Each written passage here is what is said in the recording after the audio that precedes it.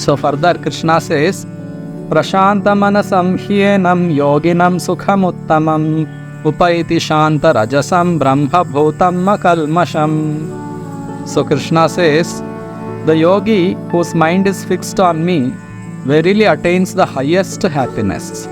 By virtue of his identity with Brahman, he is liberated, his mind is peaceful, his passions are quieted, and he is free from sin. So this is the situation of trance where a yogi is free from all material contamination. Because of ignorance, because of being trapped by this material body, we come under the influence of material energy and we forget our real identity.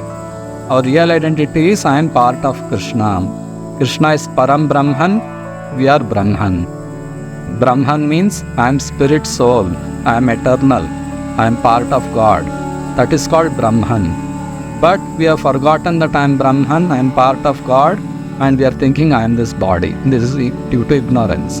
But a yogi who practices this yoga system and makes his mind peaceful, and he withdraws his mind from all external engagements, he fixes his mind, he fixes his consciousness on his real identity as part of God, as spirit soul, which is indestructible. When he sees the Supreme Lord in the heart, he achieves highest happiness. When the soul awakens, soul is a person and soul has senses. Soul also has senses to enjoy. It's when the spiritual senses are awakened, it can see the Supreme Lord in the heart. Unless we awaken our spiritual senses, unless our spiritual eyes are open, we cannot see the Paramatma form in the heart. So the purpose of yoga practice is to awaken our spiritual senses by the methods described in the scriptures. And once the spiritual senses awaken, once the spiritual eyes open, we can see the Supreme Lord beautifully situated in our heart. So a yogi achieves this highest pleasure of seeing the Supreme Lord. He not only sees the Supreme Lord within his heart, he sees the Supreme Lord everywhere. He is present everywhere. He sees the Supreme Lord present in every living being. So these things are nicely described here by Lord Krishna. And for a devotee of Krishna, he sees everything as part of Krishna. So a Ashtanga yogi also, when he sees Paramatma in his heart, he also will become a devotee of the Lord and he will enjoy that loving relationship with the Lord. So further Krishna says, Yunjannevam sadatmanam yogi vigata kalmashaha sukhena brahma samsparsham atyantam sukham ashnute. Steady in the self, being free from all material contamination, the yogi achieves the highest perfectional stage of happiness in touch with the supreme consciousness. So very clearly Krishna is describing the highest perfectional stage a yogi achieves when he connects himself, when he sees the Supreme Lord. There is Brahma Samsparsha. When our spiritual eyes are awakened, when our spiritual senses are awakened, then the soul gets the touch of the Supreme Lord.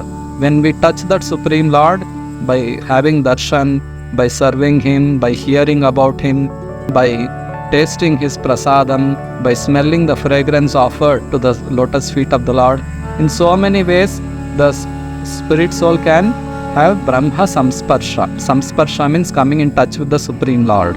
So in all these ways we can, as a Bhakti yogi, we can come in touch with the Supreme Lord. So those who practice Ashtanga Yoga, they can awaken their spiritual eyes and see the Supreme Lord. So when they see the Supreme Lord, there is Brahma Samsparsha. Through vision, they are able to see the Lord and they achieve unlimited pleasure, unlimited spiritual pleasure, which will satisfy the soul, which we are all hankering for pleasure. We all want enjoyment. So that enjoyment we can have when we have Brahma Samsparsha. For a devotee who practices Bhakti Yoga, he can have Brahma Samsparsha from the beginning of his practice. He can taste Krishna's prasada. So through taste, the soul enjoys, he gets Brahma Samsparsha. When he sees the beautiful deity form of the Lord, by looking at the beauty of the deities, there is a Brahma Samsparsha through the eyes. It goes and touches the soul.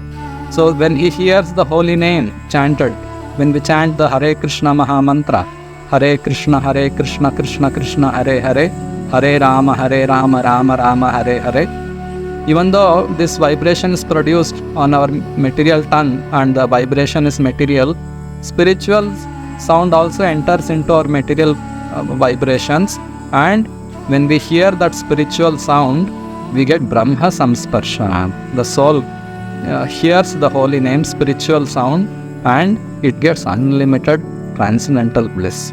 So in this way, a yogi also, he gets this Brahma Samsparsha, and then Sukhena Brahma Samsparsham Atyantam Sukham Ashnute. He enjoys unlimited spiritual happiness. This is the highest perfectional stage of yoga system.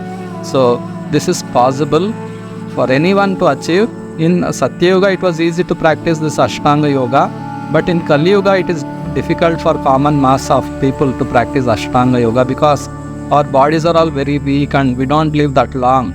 In Satya Yuga, people were living for 1 lakh years, so they could spend lots of time in Ashtanga Yoga system. But in Kali Yuga, our duration of life is very short, our bodies are all very weak, we cannot practice severe tapasya.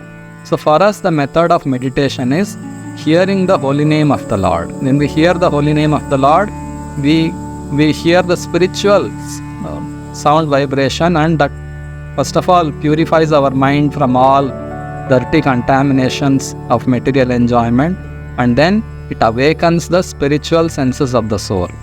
And then when our spiritual senses are awakened, we can see the Lord face to face, we can talk to Him, we can dance with Him, we can sing with Him, we can eat with Him, we will enter into the spiritual world, and in our loving relationship with the Supreme Lord, we enjoy unlimited spiritual happiness, which Krishna is telling here, Atyantam Sukham Ashnute. So the ultimate goal of any yoga is to return back to the spiritual world and enjoy with the Supreme Lord. So a Ashtanga yogi also can ultimately achieve this stage of Brahma Samsparsha and entering into the spiritual world.